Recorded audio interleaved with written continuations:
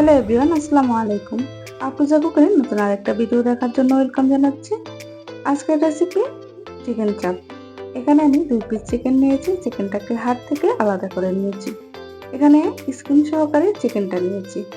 আপনারা চাইলে স্কিন ছাড়াও চিকেনটা নিতে পারেন। এখানে আমি লেগ পিস নিয়েছি। আপনারা চাইলে বেস্ট পিসও নিতে পারেন। এখন চিকেনগুলোকে র‍্যাপিং পেপারে ঢুকিয়ে ভালোভাবে থেতলিয়ে নেব। আপনারা চাইলে এই কাজটা এমনিতেও করে নিতে পারেন, তবে র‍্যাপিং পেপারে করলে চিকেনটা ভালোভাবে থেতলানো যায়। আর যদি র‍্যাপিং পেপার না থাকে, একটা পলির ভিতরে ঢুকিয়েও এই কাজটা করতে পারবেন। চেষ্টা করবেন মাংস যেন ছিঁড়ে না যায়, খুব সাবধানে ছেঁচে নিতে। এই যে রেডি হয়ে গেছে, দুটো পিস একইভাবে করে নিয়েছি।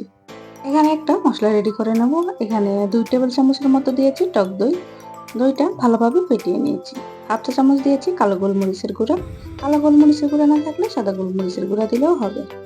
এখানে হাফ চা চামচ দিয়েছি মরিচের গুঁড়ি, হাফ চা চামচ দিয়েছি গরম মশলা গুঁড়ি, হাফ চা চামচ দিয়েছি লবণ, 1 টেবিল চামচের মতো দিয়েছি রেগুলার রান্না, 1 টেবিল চামচের মতো দিয়েছি লেবুর রস।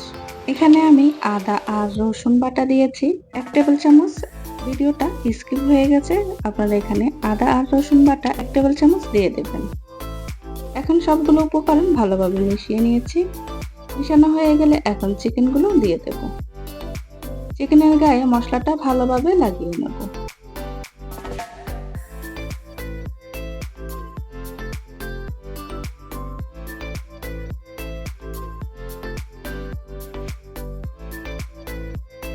লাগানো হয়ে গেলে 2 ঘন্টার জন্য রেস্টে দিয়ে দেব।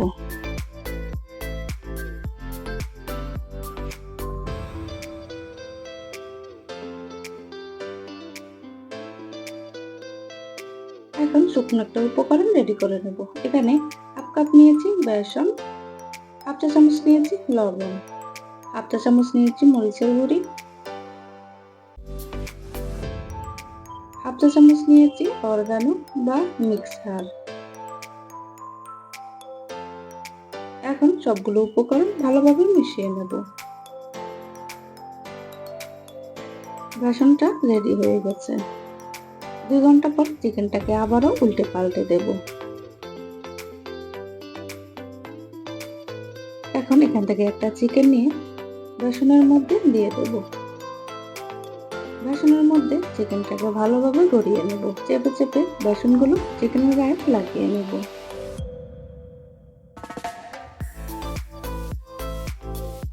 এইভাবে 2টা চিকেনই রেডি করে নেব।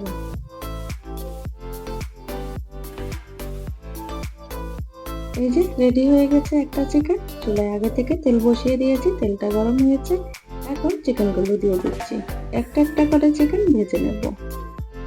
এক পিঠ গোল্ডেন ব্রাউন কালার হয়ে গেলে অন্য পিঠ উল্টে দেব। এইভাবে চেপে চেপে 2 পিঠই ভালোভাবে রান্না করে নেব। এই যে একটা চিকেন চাপ রেডি হয়ে গেছে। এইভাবে অন্যটাও করে নেব। দেখলেন তো কত সহজে চিকেন চাপগুলো তৈরি করে নিলাম। আশা করছি আমার ভিডিওটি আপনাদের ভালো লেগেছে। ভালো লাগলে প্লিজ আমার চ্যানেলটিকে সাবস্ক্রাইব করবেন আর একটা লাইক দিয়ে দেবেন। ভালো থাকবেন সবাই। আল্লাহ হাফেজ।